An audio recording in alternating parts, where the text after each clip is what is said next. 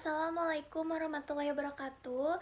Saya Khairunisa dengan NIM akhir 369 akan menjelaskan mengenai analisis penerapan green business pada perusahaan IKEA. Selanjutnya ada profil IKEA. IKEA berasal dari negara Swedia. Bidang usaha atau industri yang dikelola adalah perabot rumah tangga atau home furnishing. Produk atau layanan utamanya produk furnitur dan perlengkapan rumah, layanan makanan IKEA Food, layanan pendukung jasa. Selanjutnya adalah permasalahan di perusahaan IKEA. Yang pertama adalah penggunaan sumber daya alam atau eksploitasi material seperti kayu dan air. Kayu kebutuhan akan jutaan meter kubik kayu setiap tahunnya dapat mengancam biodiversitas jika tidak dikelola dengan sertifikat ketat seperti FSC. Air, produksi tekstil atau kapas, dan pemrosesan kayu memerlukan volume air yang sangat besar sehingga seringkali berdampak pada kelangkaan air di wilayah sekitar pabrik pemasok. Selanjutnya ada emisi karbon atau jejak gas rumah kaca, seperti logistik global, pengiriman bahan baku dari pemasok ke pabrik, lalu ke pusat distribusi sehingga ke toko-toko di seluruh dunia menyumbang emisi transportasi yang sangat besar. Proses manufaktur, penggunaan energi berbasis bahan bakar fosil dalam pabrik pengolahan kayu, plastik, dan logam. Selanjutnya ada polusi kimia dan udara seperti senyawa organik volatil atau VOC, penggunaan cat, pelapis, coating, lem pada furnitur kayu dapat melepaskan polutan ke udara. Selanjutnya seperti limbah cair, proses pewarnaan tekstil dan penyelesaian akhir logam dapat menghasilkan limbah cair berbahaya jika tidak diolah dengan benar sebelum membuang aliran air. Selanjutnya ada program Green Business. IKEA menerapkan strategi People and Planet Positive dengan target menjadi bisnis sirkular penuh pada tahun 2030. Penggunaan bahan ramah lingkungan di sana lebih dari 98% kayu yang digunakan telah sertifikat FSC atau hasil daur ulang. Penggunaan 100% kapas berkelanjutan. Efisiensi energi, IKEA berinvestasi besar pada ribuan panel surya dan turbin angin global untuk memastikan operasional berbasis energi terbarukan. Sekaligus menerapkan desain kemasan flat pack yang secara drastis mengurangi emisi karbon transportasi.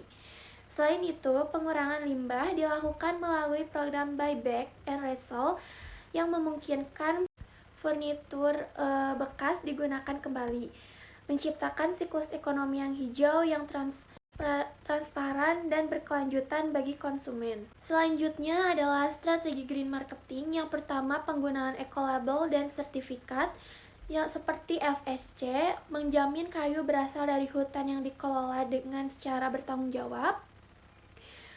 Better Cotton mengurangi penggunaan air dan pestisida pada produk tekstil. Energi efisiensi lebih hemat energi pada seluruh produk elektronik dan lampu LED. Yang kedua ada kampanye lingkungan yang ikonik seperti buyback and resell, program membeli kembali furnitur bekas konsumen untuk dijual kembali. Circular Hub, area khusus di toko untuk produk pre-love atau barang yang diperbaiki. Small steps, edukasi gaya hidup berkelanjutan melalui langkah kecil di rumah seperti hemat air dan energi. Yang ketiga ada digital marketing dan edukasi seperti fitur filter sustainable, memudahkan pencarian produk ramah lingkungan di website dan aplikasi. Konten edukatif, video live hacks di media sosial tentang cara memperpanjang usia produk. Yang keempat ada sustainable report, data real, laporan tahunan mengenai pengurangan emisi karbon dan pengurangan energi terbarukan. Visualisasi data, mengubah data teknis menjadi grafik yang mudah dipahami konsumen. Selanjutnya ada dampak. Yang pertama, menekan pemasok untuk beralih ke energi bersih yang berdampak pada penurunan emisi di seluruh alur produksi, bukan hanya di toko. Yang kedua, IKEA telah menghapus penggunaan plastik sekali pakai di restoran dan operasional tokonya yang berdampak langsung pada pengurangan limbah plastik global. Yang ketiga, penggunaan LED dan sistem manajemen energi pintar di toko menurunkan biaya tagihan listrik secara permanen.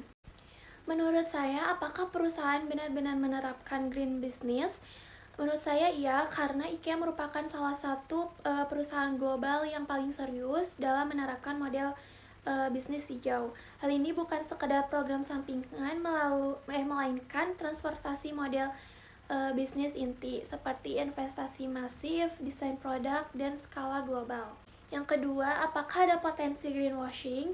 Meskipun memiliki rekam jejak yang baik, potensi greenwashing tetap ada dan sering menjadi kritik bagi IKEA seperti volume produksi, masalah rantai pasok, dan sifat produknya. Apa kelebihan dan kekurangan strategi tersebut? Kelebihan strategi tersebut yaitu yang pertama ada affordable sustainable, seperti berhasil mematahkan stigma bahwa produk ramah lingkungan harus mahal sehingga memperluas pasar konsumen hijau. Yang kedua, efisiensi biaya, penggunaan bahan daur ulang dan pengemasan flat pack mengurangi biaya logistik dan material secara signifikan. Yang ketiga, loyalitas Gen Z dan milenial. Strategi ini membangun green trust yang sangat kuat di kalangan konsumen muda yang peduli pada isu perubahan iklim. Sedangkan kekurangannya yaitu ada kontradiksi konsumsi, seperti mendorong orang untuk terus membeli produk baru meski ramah lingkungan, tetap memberikan beban pada sumber daya alam. Yang kedua, ketergantungan pada sertifikat pihak ketiga, seperti jika lembaga sertifikat FSC gagal melakukan pengawasan, reputasi IKEA akan langsung berdampak pada resiko reputasi. Yang ketiga, infrastruktur daur ulang. Program sirkular seperti buyback sangat bergantung pada kesiapan infrastruktur di setiap negara, sehingga efektivitasnya tidak seramah di seluruh dunia.